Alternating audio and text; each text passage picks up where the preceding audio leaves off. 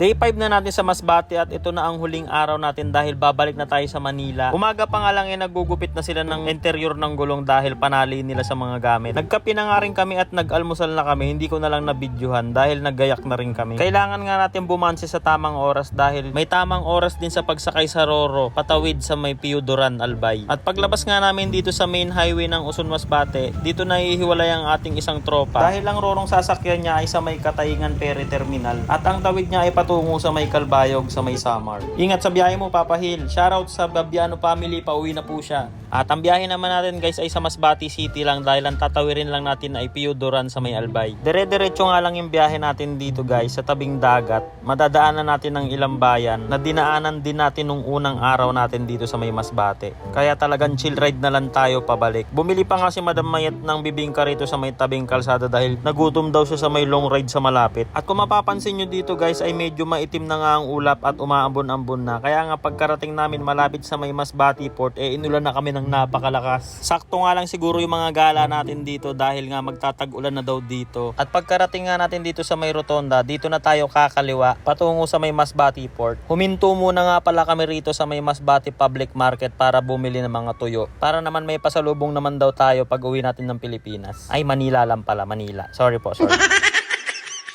At dito na nga kayo makakapili ng mga sari-saring tuyo at mga dinaing. Ay, yung sarap niyan sa may suka. Sabayan mo pa ng kanin lamig na tutong. Ay, inay! At tuluyan na nga bumuhos ang napakalakas na ulan pero okay lang yan dahil malapit na tayo sa may Roro. Pinadalahan pa nga kami nila Boss Ray ng special pastillas. Yan, tag-iisa kami niyan. At pagkatapos nga naming mamili dyan ng mga tuyo, dumiretso na kami sa may Masbate Port para makapagtanong din kung anong Roro ang pwede naming sakyan patungo sa Piyudoran. At kung anong available na Roro ang pwedeng sakyan ngayong oras. At dito nga lang kami nakahanap sa tabi ng Arco. At nirecommend din sa amin to para makatipid kami dahil mura daw dito sa may Cubs. Pag solo ride ka nga rito ay mahigit 600 pesos lang ang babayaran mo. Pero pag may back ride ka more or less 800 pesos. Dahil may babayaran pang terminal fee sa loob. At matapos ng bayaran ng ticket namin nagpaalam na kami kala Boss Rere at Madam Mayet. Maraming salamat sa pagtanggap sa amin Boss Re at Madam Mayet ng halos isang linggo sa inyo. Talagang sulit na sulit ang bakasyon. At may makukwento na naman kami sa mga magiging future apo namin. Alright. At hindi pa nga nagpahuli itong aking kapatid ay talagang uuwi talagang maligaya. Inay!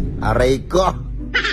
At pagkarating nga natin dito sa may loob tamang hintay na lang kami sa mga back ride. At hinihintay na lang din naming tawagin kami para sumampa na sa may Roro ng Cubs. At talagang pinupuno nila dito guys, halos hindi ka na makalabas sa sarili mong sasakyan. Ayan, kaya si Kuya dumaan na lang sa may bintana dahil sobrang dikit-dikit na ng mga sasakyan. At sa mahigit isang oras namin paghihintay sa pagkamada nila ng mga sasakyan, kami naman ang sasampa mga nakamotor. Dito kami sa may pinakaunahan. Ayan, kung makikita nyo talagang punong-puno na, wala nang galawan. At ang pinaka the best part pa dyan guys, ako ang nasa pinakaunahan. Hindi ko na nga rin nabidyohan yung papasok natin dito dahil sobrang siksikan at dito na nga tayo nakaupo sa may gilid ng Roro. At nang nasa kalagitnaan na nga tayo ng ating biyahe, matatanaw muna dito ang napakagandang bulkan ng Albay, ang Mayon Volcano. At nasalubong nga din namin dito ang most recommended na Roro na pwedeng sakyan patungo sa may Masbate. At pagkalipas nga ng 4 na oras na biyahe, narating na natin tong Piyudoran Port dito sa may Albay. At dahil tayo ang huling sumakay, tayo ang unang lalabas. O diba? Piling artista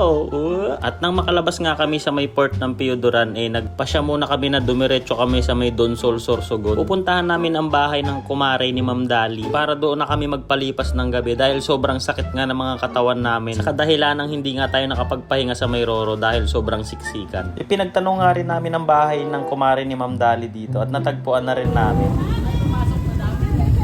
Sakop na nga rin ito ng Sorsogon dito sa may Donsol. More or less 20 minutes lang yung biniyahe namin dahil halos katabi lang ito ng Piyudoran Albay. Bali dito na kami matutulog ng isang gabi para makapagpahinga rin kami. At mahaba pa yung babiyahe natin patungo sa Manila. At maraming salamat nga po pala sa may kumare ni Ma'am Dali na nagpatuloy sa amin dito sa bahay nila. At maraming salamat nga din po pala sa lahat ng tumapos ng ating video. Hanggang sa muli!